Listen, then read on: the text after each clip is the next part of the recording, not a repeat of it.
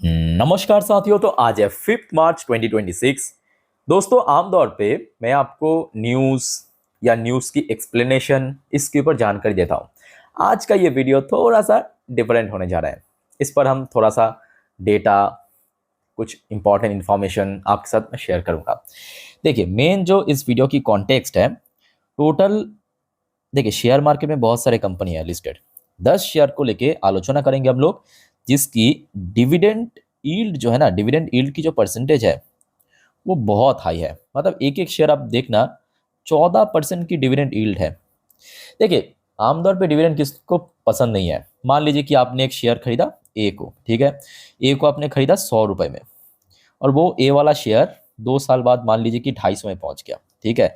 But problem क्या आता है पता है, कि आपको अगर ये प्रॉफिट चाहिए तो उसके लिए आपको प्रॉफिट बुकिंग करना पड़ेगा, तभी वो जो प्रॉफिट है या जो अमाउंट है वो आपके जेब में आएगा। अगर आप प्रॉफिट बुकिंग नहीं किया तो वो कम ज्यादा होता रहेगा। बट डिविडेंड में फायदा क्या पता है, कि डिविडेंड जो कंपनी डिक्लेयर करता है ना, वो सीधा सीधा आपके बैंक अकाउंट में ट्रांसफर हो जाते हैं। तो मजा तो आता है ना, जब पैसा अकाउंट में पड़ता है तो मजा आता है ऑनेस्टली से। आइए पूरा लिस्ट आपको मैं दिखाता हूं। और दोस्तों, बहुत इंफॉर्मेटिव होने जा रहा है वीडियो, अंत तक बने रहिए। और साथियों, आप सभी को शुरू में रिक्वेस्ट करूंगा, फटाफट चैनल को सब्सक्राइब भी कर लीजिए इस प्रकार की जानकारी अपडेट हमेशा तुरंत पाने के लिए, ठीक है। आइए देखिए, इकोनॉमिक टाइम की वेबसाइट ने बहुत अच्छे से यहाँ पे कवर किया। कुछ पॉपुलर कंपनी तो ऑब्वियसली इस लिस्ट में होगा ही, जैसे कि वेदांता, कोल इंडिया, ऐसे करके टोटल ऐसे 10 कंपनी है जो कि अपने शेयर होल्डर को प्रत्येक साल 14% तक डिविडेंड पे करता है। 14% तक, मतलब इसकी जो यील्ड है डिविडेंड की, 14%। आइए पूरा लिस्ट दिखाता हूँ, और इन सब कंपनी की परफॉर्मेंस कैसा है। मतलब देखिए, इनमें से बहुत सारे रिस्की कंपनी भी है, छोटे मोटे कंपनी भी है, रिटर्न्स की प्रोफाइल कैसा है, सब कुछ हम जज करेंगे। देखिए, सबसे पहले आज अगर हम बात करें मार्केट की व्यू से, सबसे ज्यादा डिविडेंड पे करता है ऑल कार्गो लॉजिस्टिक सेक्टर की कंपनी है। इसकी डिविडेंड यील्ड है 13.7%। कितना? 13.7%। अच्छा, आइए देख लेते हैं कि ऑल कार्गो लॉजिस्टिक की परफॉर्मेंस कैसा रहा। वैसे तो छोटे कंपनी है, मतलब स्मॉल कैप शेयर, यहाँ पे आप देख सकते हो 1000 करोड़ के आसपास इसका मार्केट वैल्यूएशन है। और फंडामेंटली देखिए बहुत ही वीक है, फंडामेंटली बहुत ही वीक है। अब देखिए, मैं आपको बता तो रहा हूँ कि कंपनी की डिविडेंड बहुत तगड़ा पे करता है, और उसके साथ साथ ये भी फैक्ट है, मैं आपको देखिए बोथ साइड दिखाऊंगा कि इसकी एडवांटेज क्या है, डिसएडवांटेज क्या है। तो अगर आप देखेंगे कि ये जो रिसेंटली डिविडेंड पे करने के पहले शेयर प्राइस चल रहा था अराउंड 35 to 40 के रेंज में। अब एक मोटा डिविडेंड अनाउंसमेंट किया, मोटा मतलब काफी मोटा। तो जैसे कि आपको पता होगा कि बोनस स्प्लिट के साथ साथ, जैसे कि जो एक्स डेट के दिन बोनस और स्प्लिट जो कोई कंपनी डिक्लेयर करती है वो एडजस्ट होता है, डिविडेंड भी एडजस्ट होता है। तो एकदम से आप देखिए, जब डिविडेंड दिया 2025 की नवंबर पे, शेयर एडजस्टमेंट के बाद सीधा सीधा 35 रुपए से गिर के 12 रुपए में पहुंच गया। अभी जियोपॉलिटिकल टेंशन के कारण और गिरते गिरते 7-8 रुपए के आसपास शेयर ट्रेड करा है, ठीक है। तो रिस्की कंपनी बहुत जबरदस्त है, और ये भी फैक्ट है कि डिविडेंड भी काफी अच्छा पे करता है। अच्छा, नेक्स्ट आ जाइए। ये काफी कंसिस्टेंट डिविडेंड देने वाली कंपनी है, बहुत लोग शायद इस कंपनी के बारे में जानते नहीं है। जागरण प्रकाशन की डिविडेंड यील्ड है लगभग 10% के आसपास, 9.7%। और ये बहुत ही फ्रीक्वेंटली डिविडेंड पे करता है। और कंपनी भी मैं कहूंगा जो पहले वाली कंपनी उससे थोड़ा सेफ है, ऐसा नहीं कि बहुत सेफ है। ऑब्वियसली छोटे कंपनी है, स्मॉल कैप शेयर है, तो रिस्क फैक्टर तो बनता है, but as compare to first company safe है। और ये काफी फ्रीक्वेंट डिविडेंड पे करता है। इसकी डिविडेंड यील्ड भी अगर आप देखेंगे यहाँ पे 9.5% के आसपास आपको दिख जाएगा। अच्छा, कंपनी प्रॉफिटेबल कंपनी है, बट Q3 कंपनी के लिए उतना बढ़िया नहीं था, मोस्टली सेगमेंट पे थोड़ा सा ड्रॉप हुआ है। शेयर्स की रिटर्न्स की प्रोफाइल की अगर हम बात करें, 6 महीने पे 12% डाउन, एक साल में 11-12% डाउन, पिछले 5 सालों में, 5 साल तो हुआ नहीं है, 2000 नहीं, 5 साल पे 10%। तो ऑब्वियसली बात है कि कंपनी डिविडेंड इतना पे करता है, तो जब भी शेयर ऊपर बढ़ता है तो शेयर एक्चुअली एडजस्ट हो जाता है। और रिसेंटली हमने देखा 2024 की फरवरी के बाद से शेयर में काफ़ी गिरावट भी हुआ था। अच्छा, लाइफ टाइम रिटर्न भी एक बार देख लेते हैं। वैसे बहुत ही ऊपर नीच कंपनी है, मतलब वोलेटाइल आप देख सकते हो चार्ट पैटर्न, ठीक है। तो जो भी है, इसका डिविडेंड यील्ड सेकंड हाईएस्ट है। अच्छा, उसके बाद आ जाइए एमएसटीसी। एमएसटीसी ये जो शेयर है, ये डिविडेंड पे करता है 9.2% की रेट पे, 9.2%। ये देख लेते हैं इसकी परफॉर्मेंस कैसा हुआ। ये भी स्मॉल कैप कंपनी है, नो डाउट। अच्छा, लास्ट क्वार्टर इसका भी बहुत ही बेकार था, रेवेन्यू में थोड़ा बहुत गेन हुआ, बट मार्जिन श्रिंक करने के कारण प्रॉफिट एकदम से खत्म हो गया। 440 की भाव में आपको इसकी एक शेयर दिख जाएगा। पिछले 6 महीने पे 12% डाउन, एक साल में थोड़ा फ्लैट, एक साल में गिरा नहीं है शेयर, 5 साल में पॉजिटिव रिटर्न दिख रहा है। ठीक है, तो रिटर्न्स उतना बढ़िया नहीं है, बट डिविडेंड अच्छा पे करता है। अच्छा, उसके बाद आ जाइए, एक और कंपनी है एक्सिलिया सोल्यूशन इंडिया, इसकी डिविडेंड यील्ड है 7.6%। ठीक है, अच्छा इसकी परफॉर्मेंस भी देख लेते हैं।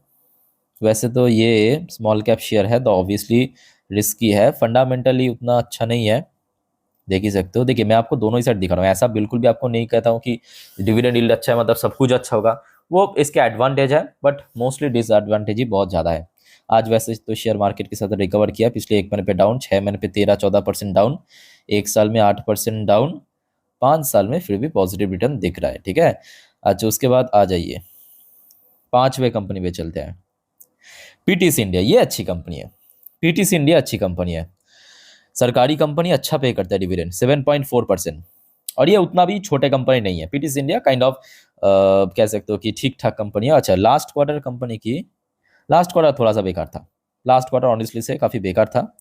और इसकी 6 महीने पे 9% डाउन शेयर, एक साल पे 7% रिटर्न दिया है, मतलब पॉजिटिव में है।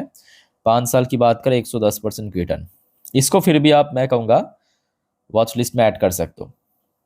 छोटे कंपनी है तो रिस्की तो होगा ही, बट पहले जो 4 कंपनी हमने देखा उससे थोड़ा सेफ है। अच्छा उसके बाद आ जाइए रेडियंट कैश मैनेजमेंट, इसकी डिविडेंड यील्ड है 6.9%। आइए देखते हैं छठे कंपनी, 37 रुपये के भाव में दिख जाएगा, ये भी छोटे कंपनी है। लास्ट क्वार्टर इसका भी नहीं, इसका भी कुछ खास नहीं था। आज शेयर 2.5% ऊपर आके क्लोजिंग दिया। 6 महीने पे, ओहो 6 महीने पे 33% गिरा शेयर, एक साल में 37% गिरा है। अरे बाप रे, 5 साल में तो खत्म, इसको आप हटाइए, इसको तो मैं भी कह रहा हूँ कि इसको वॉच लिस्ट में भी ऐड मत करना, बहुत ही बेकार कंपनी है। ठीक है, बेकार कंपनी है।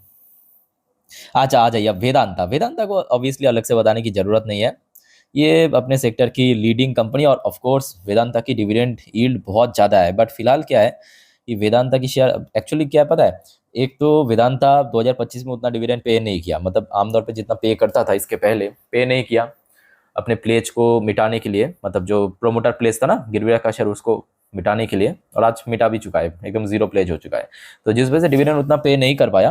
बट ये लीडिंग कंपनी है और बहुत ही सेफ कंपनी आप कह सकते हो। ठीक है, अच्छा पिछले 1 महीने में शेयर 8.5-9% की रिटर्न, और ऑब्वियसली 2025 और अभी 26 चल रहा है, आपके गोल्ड सिल्वर में गेनिंग के बाद मेटल सेक्टर भी स्काई रॉकेट, वेदांता 66% की रिटर्न दिया, 5 साल पे 225% की रिटर्न। ये आप कह सकते हो कि ऑब्वियसली एक बहुत ही सेफ ऑप्शन है, अच्छी ऑप्शन है, तो इसको आप अपना वॉच लिस्ट में ऐड कर सकते हो। ठीक है, अच्छा वेदांता के बाद आ जाइए कोल इंडिया, सरकारी कंपनी में, ओहो one of the most frequent dividend pair, 6.1% की डिविडेंड डील। और ये भी फैक्ट है कि कोल इंडिया भी एक्चुअली 2025-26, अभी 26 की जितना भी महीना कंप्लीट हुआ है, 2 महीने कंप्लीट हुआ है, बहुत अच्छा रिटर्न दिया, बहुत तगड़ा, और आगे भी दे सकता है, क्योंकि अभी गर्मी का मौसम आ रहा है। देखिए 6 महीने पे 14% रिटर्न, एक साल पे 21% की रिटर्न, 5 साल पे 200% की लगभग लगभग रिटर्न दिया। बीच में 2024 में हाई टच करने के बाद थोड़ा पिट गया था, सरकारी कंपनी जैसे गिर रहा था लास्ट ईयर तक, उसके बाद फिर से रिकवर होने लगा। कोल इंडिया की रिजल्ट आई थिंक या लास्ट क्वार्टर थोड़ा वीक था, बट आशा रखता हूँ इस बार अगर गर्मी नॉर्मल पड़ा भारत में तो पावर सेक्टर में डिमांड पड़ेगा, और कोल की जो डिमांड है वो ऑटोमेटिकली बढ़ता जाएगा, प्रोडक्शन भी बढ़ता जाएगा। अच्छा कोल इंडिया के बाद आ जाइए, एक और शेयर है आपके एमपीएस, हमारी इस लिस्ट में 9वीं कंपनी, एमपीएस की डिविडेंड यील्ड है 5.8%। दोस्तों आप लोग नोट कर रहे हो ना, जो जो शेयर मैं आपको कह रहा हूँ कि वॉच लिस्ट में ऐड कीजिए, बहुत सारे तो यहाँ पे रिस्की ऑप्शन भी है, रिस्की शेयर भी है, बट कुछ शेयर काफ़ी सेफ ऑप्शन भी है, जैसे कि कोल इंडिया, वेदांता, पीटीसी इंडिया। अच्छा एमपीएस, एमपीएस की बात करें, स्मॉल कैप शेयर है। अच्छा परफॉर्मेंस पहले देखते हैं, परफॉर्मेंस लास्ट क्वार्टर उतना बढ़िया नहीं था, वैसे आज नेगेटिव में क्लोजिंग दिया है, 6 महीने पे 36% डाउन, एक साल में 48% डाउन। अच्छा 5 साल में काफ़ी तगड़ा रिटर्न दिया, तो मतलब 2025 की जुलाई तक शेयर ने बहुत अच्छा चल गया था, जुलाई के बाद से शेयर एक्चुअली नीचे मूव कर रहा है। ठीक है, अच्छा आ जाइए इस लिस्ट में आखिरी जो कंपनी है, ऑल डिजिटेक, ऑल डिजिटेक, इसकी डिविडेंड यील्ड है 5.8%,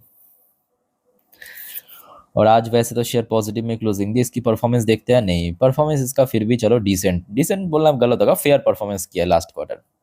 ठीक है।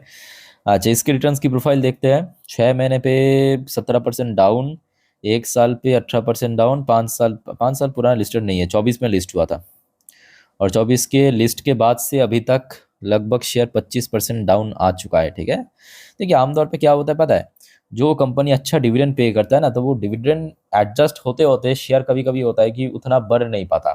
मेरे बात समझ आ रहा है ना। मान लीजिए कि एक शेयर है 100 रुपये की शेयर, ठीक है, फॉर एग्जाम्पल, वो अभी बढ़ के मान लीजिए कि 150 हो गया। ठीक है। अब कंपनी दे दिया 10 रुपये की डिविडेंड, फॉर एग्जाम्पल 10 रुपये की डिविडेंड डिक्लेयर कर दिया, 10 रुपये की। ठीक है। तो वो एडजस्ट हो गया, एडजस्ट होकर फिर शेयर 140 में हो गया। फिर मान लीजिए कि 6-7 महीना फिर से कंसोलिडेट किया, उस बीच में एक और क्वार्टर आ गया, कंपनी फिर से 10 रुपये की डिविडेंड पे कर दिया। ऐसे करते करते शेयर 130 में आ गया। तो जिस वजह से कभी कभी होता है कि आपको देख के लग सकता है कि कंपनी चला नहीं। जैसे कि आप प्राइम एग्जाम्पल यहाँ पे वेदांता, कोल इंडिया को ले सकते हो। ये तो ऐसे कंपनी जो इतना फ्रीक्वेंट डिविडेंड पे करते हैं, इतना फ्रीक्वेंट कि इसकी प्राइस मोस्टली टाइम एडजस्टमेंट होता ही रहता है। ठीक है। तो ये एक फैक्ट है। सो दोस्तों कैसा लगा कमेंट करके बताइए। और अच्छा याद रखना एक और बात, वीडियो को वाइंड अप करने से पहले दोस्तों, आज रात की 10:30 की वीडियो जिस पर हम नेक्स्ट डे मार्केट प्रेडिक्शन, मतलब कल आखिरी ट्रेडिंग सेशन इस हफ्ते की, बाजार किस तरह मूव करेगा, बहुत सारी इंपॉर्टेंट जानकारी देना है, तो देखना मत भूलना आज रात की 10:30 की वीडियो। ठीक है। और चैनल को सब्सक्राइब करके रखना। मिलते हैं नेक्स्ट वीडियो में। टेक केयर, बाय बाय, जय हिंद।